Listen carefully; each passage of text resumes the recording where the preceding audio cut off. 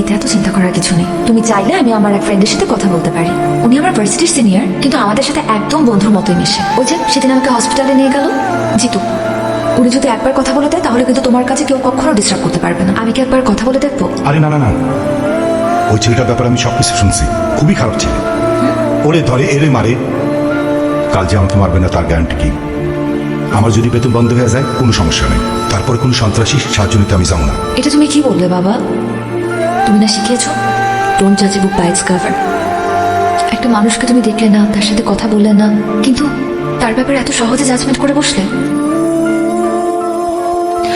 জিতু খুবই ভালো মানুষ, বিনা যুক্তিতে কারো গায়ে হাত পর্যন্ত তোলে না। আচ্ছা, তুই কি কলেজে পড়াশোনা করতে যাস নাকি সন্ত্রাসীদের সাথে আড্ডা মারতে যাস, বন্ধুত্ব করতে যাস?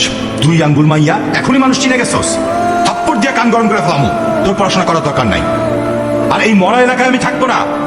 দরকার হইলে ট্রান্সফার হইয়া আমি তেঁতুলিয়া চলে যাব।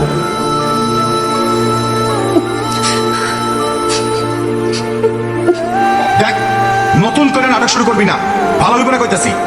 চুপচাপ খা, তারপর গিয়া পড়তে বস। যা।